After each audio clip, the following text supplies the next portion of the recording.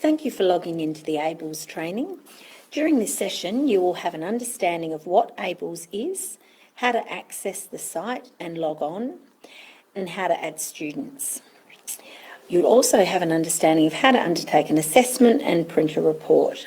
If you require any further support, please contact Siri. My name is Rachel Schubeck and I'm the Manager of the Special Education Resource Unit, Siri. We are located on the Fulham Gardens Primary School site at Henley Beach. Any teachers and SSOs working with students with disabilities or learning needs can borrow from Siri. Families from non-government schools are able to borrow from Siri and can access support, advice and resources through visiting Siri. Teachers can borrow up to 10 items at a time, while families are able to borrow 5 resources for 4 weeks at a time. If you haven't visited Siri for a while, we've got a number of services that we also provide. We have a senior advisor, teaching and learning, who will support you with all aspects of borrowing and resources from our library for students that you might be working with. Our Senior Advisors Inclusive Technology Service are available to support the needs of students who might require some assistive technology to support their access to the curriculum. The Senior Advisor Learning Difficulties is available to provide some support around literacy, but also around some online training, which could be under a number of areas. The Project Officers for Early Intervention Services for Deaf and Hard of Hearing Service support our preschool students and those students from birth up until preschool. Conductive Education is another service that we provide which supports students with physical disabilities within some of our education department sites. You don't have to visit Siri to access our service. We have a website which has access to our online catalogue where you're able to reserve and borrow items via our web order system. Siri also supports educators to meet their obligations under the Disability Discrimination Act and the Disability Standards for Education to give learners with disability the same rights as others by giving consideration to reasonable adjustments to ensure that students with disabilities are provided with opportunities to meaningfully participate in education and training on the same basis as their peers. Abilities-based learning and educational support, ABLES, is an assessment tool that links to curriculum and supports reporting. It allows teachers to assess students with disabilities at the point where they're at currently. It generates reports. It provides some guidance materials and strategies to help teachers, and it helps to track students over a period of time. It's a teacher judgment tool, so teachers need to ensure that they know the student before embarking on the assessment. The student's progress is tracked through the twice-yearly assessments. There is round 1, which is open from mid-January through to the July school holidays, and the second assessment round is open between the beginning of term 3 until the end of December. The ABLES assessment is expected to close the current gap in the measurement of educational progress for individual students with disabilities. Currently, it is a required assessment for students with significant intellectual disabilities who are not accessing foundation in maths and English. It could potentially benefit a broader group of students who are not otherwise assessed. So there is the potential for it to be used more widely, but the students that we really want to be using this are those students who are not accessing foundation due to a disability. ABLES is the only assessment for students working towards foundation curriculum at the system data level. If a student is exempt from our mainstream assessments such as the phonics screener, running records, NAPLAN, the PAT assessments, and has a disability, they should be assessed using ABLES. This flowchart might help you to decide whether or not your students require ABLES. So does your student have a disability and an extensive level of support? And is the student exempt from assessments? If your answer is yes, then you will be you need to ask yourself, is the student accessing foundation, English and maths? If you answer yes, then you can use the appropriate assessments that you'd use for other students. If you answer no, the student is assessed using ABLES. ABLES was designed in Victoria by the Victorian Education Department in collaboration with the University of Melbourne. To establish the ABLES tool, they used an assessment called the SWAN assessment, which stands for Students with Additional Needs, and they found a way to match it to the curriculum. So to make this tool an evidence-based tool, they conducted a study across 1,700 students and 700 teachers across 77 Victorian schools that described students' proficiency in English, speaking and listening, English reading and writing, personal learning, interpersonal development. This research informed the development of the ABLES resource, which targets and support the development of individual learning plans by providing knowledge about students' readiness to learn in those 4 areas. The ABLES curriculum was developed in Victoria, and it has links to the Victorian Curriculum and Assessment Authority. There are some differences between the Victorian curriculum and the Australian curriculum. Probably most notably is the 4 additional curriculum levels, which are a logical and sequential unpacking of the foundation level. These additional levels are called the Towards Foundation levels A, B, C and D. Within the ABLES South Australian edition, we would call these ABLES SA levels A to D. So ABLES is especially useful for our students with an intellectual disability, and it is required for those students who have not yet achieved foundation in English and maths due to a disability. It now has 9 assessments, and it is a site decision as to how you use or access those assessments. You may choose to use some, or you may choose to use all of them, depending on how useful it is for you as a teacher. Due to the high levels of use, the ABLES platform has recently moved to a new improved format, and this platform is called Ruby. Despite being developed in Victoria, the ABLES platform does work really well with a number of our current initiatives in South Australia. So it does work really well with our learning design framework. It provides that link from assessment to the curriculum, and then it supports the pedagogy so that we can understand what we want the students to learn, how we'll know if they've got it, and what we can do to help them get there. ABLES also connects really well with the general capabilities, and there are a number of assessments. And if you look at the diagram, you'll see that there's some stars where there are directly assessments related to the general capabilities in the areas of literacy, numeracy, ICT capabilities, creative and critical thinking, personal and social capabilities. At this point, we don't have assessments for understanding, ethical understanding or intercultural understanding, but those assessments are being worked on, and potentially there may be something in the future. The ABLES site has recently moved, so to access ABLES, you need to go to the web address ablesa.arcassess.education. You can Google ABLES portal, but ensure that you have that web address at the top so that you are on the correct portal. This is the screenshot of the new ABLES site. I will actually be moving a little bit between the new site and the old site for this training, just to describe aspects of the site in more detail for you. However, when you move on to the home screen, you'll see that there are a number of options.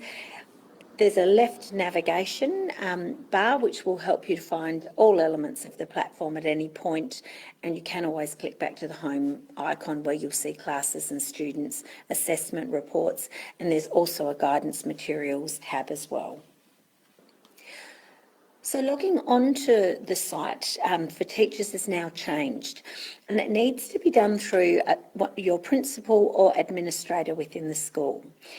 Their site will look a little bit different to yours. They will have a Manage Schools icon, and within that Manage Schools icon, you'll see that there is the option to select teachers.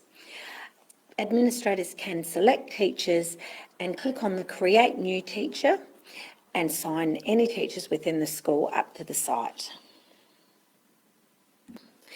To add a teacher, the administrator or principal needs to click onto the Create New Teacher, and you'll have the opportunity to put the teacher's name, surname, their email address. I would suggest that you copy and paste their email address as the username, and you'll see that there's 4 highlighted areas. They need to stay highlighted so that the teacher can get an activation email and a temporary password. Along the top, you'll see that it says user information underlined. Then you'll see school teacher, school principal, admin. If you click on the school teacher, you can then select the classes that you want the teacher to be able to see. If you click on school principal or admin, you can add that staff member to have access to the whole site, including adding other teachers. If you have any difficulties with teachers accessing the site, you can go back and click on the 3 dots right next to the teacher's name. This gives you the option to make them active or inactive if they've left the school. It also gives you the opportunity to change their password on their next login or to send another activation email. To register a student, you need to go to the class and click on Create New Student. If you haven't already got a class organised, you'll need to create a class first. The second box will open where you can add new students, and you'll need to have the student EDID, year of birth, and you need to know if they have a diagnosis of autism. On the new Ruby portal, you can edit the student details at any time. For example, if the student has a diagnosis of autism, you can go in and add this yourself without contacting myself. You can also move the EDID into the hidden field and insert the name you would like in the display name area instead, so that when you're working on the platform, the name that comes up is the student name. And with the improved security and individual login, we can maintain the confidentiality of our students. Select the class that the student's currently in and scroll down, and you'll be able to see a list of students within that class. Students are all listed below the classes. To move any students between classes at the beginning of the year, you can select the 3 dots beside their name and request either to edit their name or their information within their EDID, etc. You can request to remove the student from the class while being in the school, while leaving them in the school, or you can mark the student as left or mark the student as graduated. There's a number of different options, but if you do remove the student from the class, they will remain on your school list, and then you can insert them into another class by using an existing student. To assess the student, you need to select the assessment icon on the left-hand side of the screen. You'll then be taken to this screen, which will highlight your site name, the period of the assessment, and the list of possible assessments. In the list, you can choose from critical and creative thinking, digital literacy, English, reading and writing, English, speaking and listening, mathematics, movement and physical activity, personal and social capability self, personal and social capability self-emotion, and personal and social capability social. Once you've selected an assessment, a list of students will be available. Select the Assess button for the student that you want to assess. You'll see on the new system that there is a progress bar that indicates if you have assessed another student within that assessment period. That's where the 100% is next to the student Mary. If you haven't assessed the student, that progress icon will be blank. So across the top of the page, you will see the assessment period, the assessment selected, the school name and the student name. The numbers across the top show the progress of the assessment. There's always between 3 and 6 responses per question, the first response being the easiest to demonstrate and then increasing in difficulty until the very last descriptor, which always starts with is moving towards but not yet achieved these skills and behaviours, which indicates that the very first dot point entry skill is not achieved. So within that, the first one to the second to last moves through that progression, but the last dot point is always they haven't accessed the first point. It's really important to ensure that your site has moderated and has a shared understanding of how you'll tackle an assessment. The data is only as good as the people inputting it. If staff share an understanding of whether a skill needs to be consolidated and transferred to different settings, or whether you just want to observe the skill on a number of occasions consistently, you will have consistent data. So this point is really, really important. Once you get to the end of the assessment, you'll see that there's an icon that says Save. Click on the Save button and then you can go back and close that assessment. From that point, you can make the choice as to whether to continue to assess other students in the class using the same assessment or whether you want to go and print a report. So to access a report, you need to select reports in the main menu on the left-hand side. You'll then be able to select the type of report you would like by clicking on the arrow next to the report. The Readiness Report is the report that will support teachers in making links to the curriculum and provide some strategies to support the student in their learning. To display a report, click on the report type. To display the Readiness Report, you'll need to select the class, the assessment type and the period of assessment by clicking on the Pick buttons. You can then choose to show all reports for a class group or just to enter a single student. The Learning Readiness Report has a new design, but it still includes the student information and the rocket that we'll see on the next page.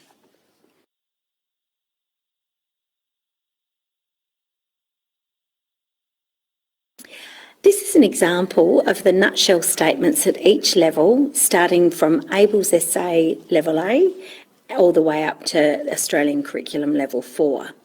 The dark line in the second box represents where the student is currently working.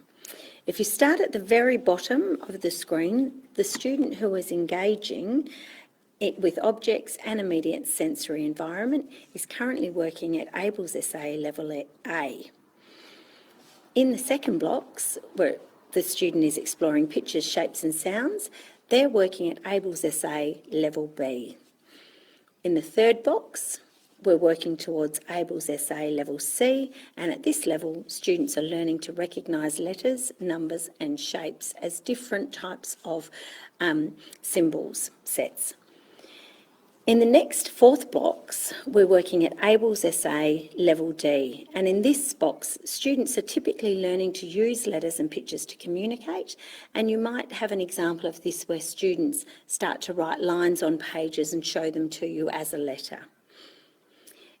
In the next box up, the fifth box, we're now working at foundation, and you can see here in this level, students typically are learning to use relationships between letters and sounds, and this is all our phonics work that we do with our students.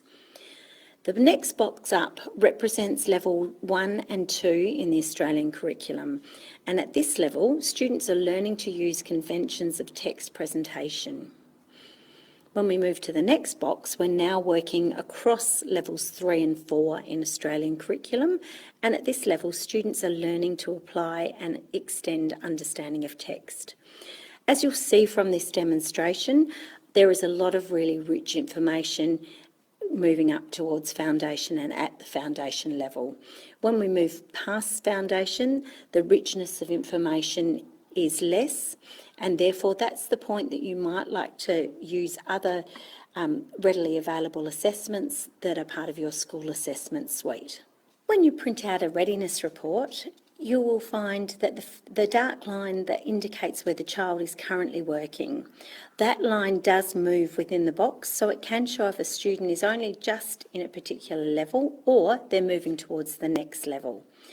When you move to the second page of the report, you will see that there is a link to where the child is currently working and what curriculum level that relates to.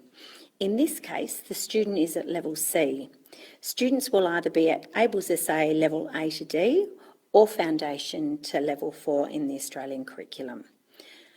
When you look at the second window with the statement around level C, you'll see that the first paragraph outlines the level descriptor that the child is currently working in. So that's for ABLES SA level C. The last paragraph always refers to the next curriculum level that the child is working towards. So we constantly have that sense of where the child is now and where they need to be working towards. Okay. So like with the previous slide, this just shows you the descriptor that is copied straight out of the curriculum statement, which is the Victorian curriculum statement.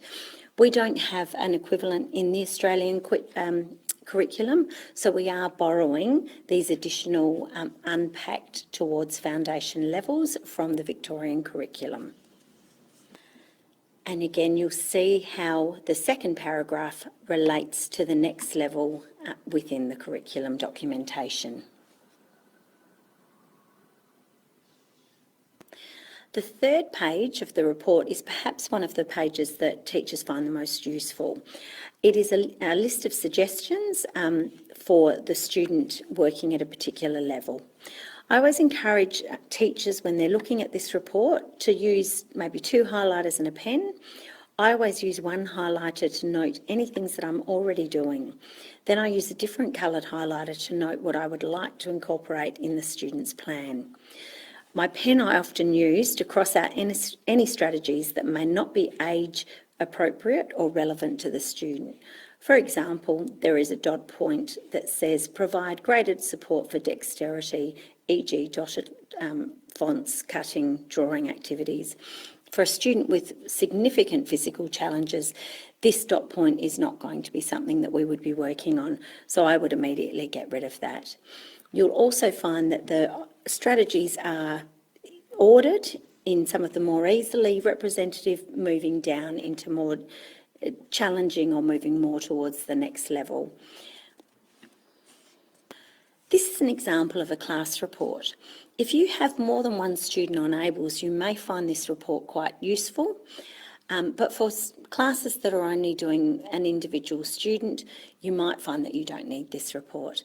This report provides a bit of a sense of where the students are working in a particular curriculum area.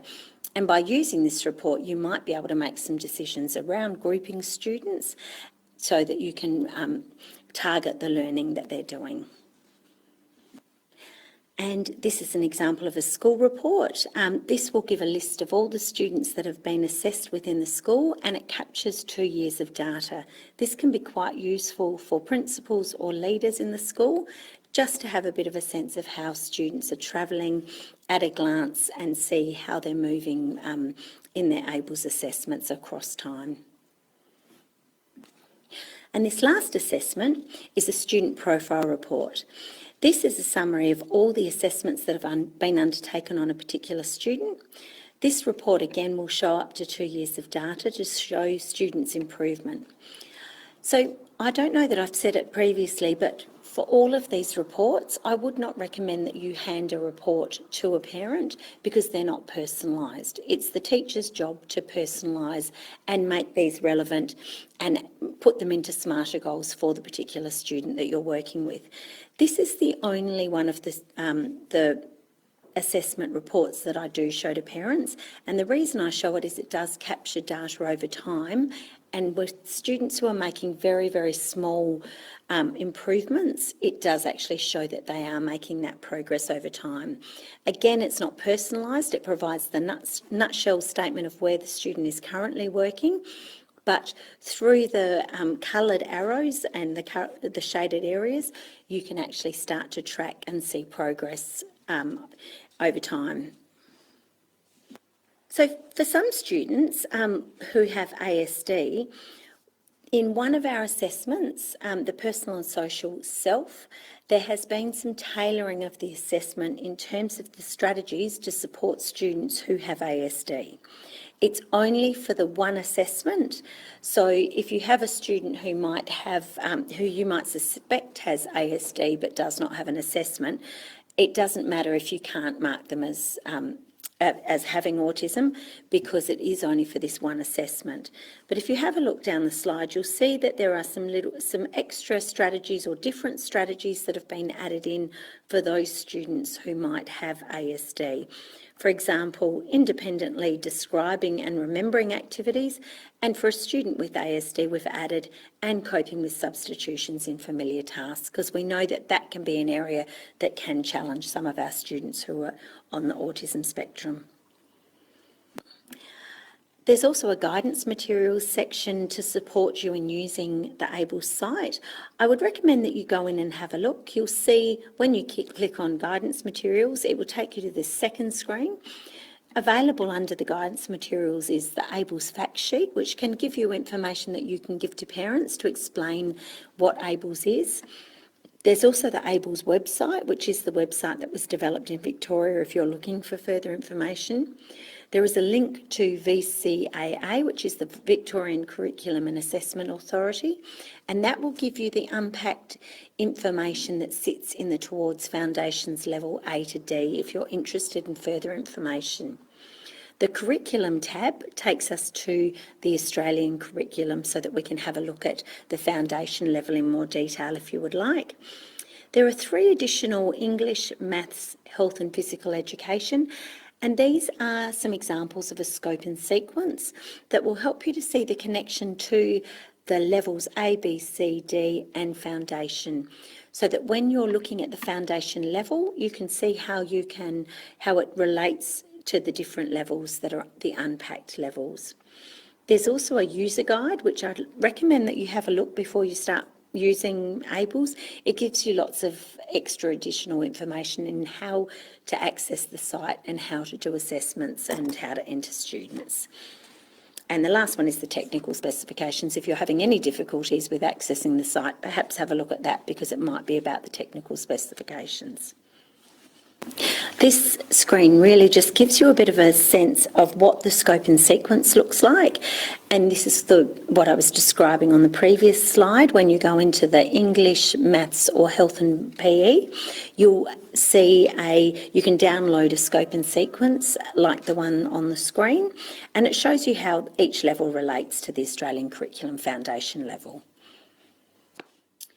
One of the things that I think is really exciting about the ABLES curriculum is it really gives us that opportunity to really gather lots of really useful information about our students.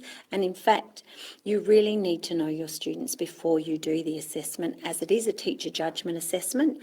You need to be able to watch and observe your students. You need to be able to ask not only the students themselves, perhaps the SSO, perhaps the parents of the child, perhaps teachers from last year or previous years or NIT teachers. You also need to be able to listen and see what information you're receiving about the student. Reading is really important. There's probably a lot of really useful information in student files that is available as well. There might be old assessments and old tests. So being able to gather all of that information together will give you the richest information to be able to tackle the assessment. Moderating your judgments, it's really important to be able to, as a staff, interpret the assessment questions. Think of some examples. Support each other in how you manage the assessment task, and look at the context. We know that some students can work differently in different situations. How are you going to manage that as a school? If you have one teacher that the students work really, really well for, and another teacher where they don't display as many skills, how are you going to make judgments about that? And you need to make a decision as a group so that you do get accurate data. But the thing I like most about ABLES is this idea of shifting the focus.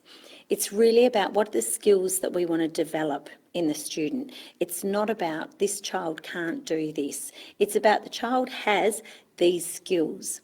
And so therefore, this is what we need to do to move them on. It's not about scores. It's about what evidence do we have. This provides us with evidence to say, yes, the child is able to do this, or no, they're not.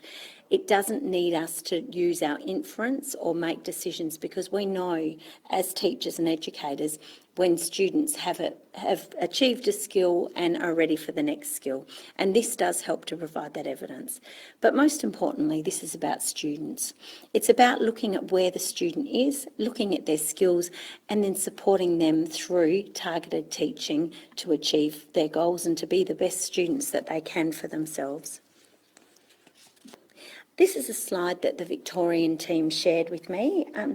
This table shows the results from the 1,700 students that I spoke about earlier who were taken across at Victoria and who used ABLES from 2015 to 2017. All the students were assessed and the midpoint for each level was established. 2 years later, they were reassessed, and again, the midpoint was taken for the group. The table shows that students whose teachers used ABLES assessments and the suite of resources all showed improvement over time, confirming that ABLES can do no harm, and in actual fact, it can produce really good results for the students that we use it for.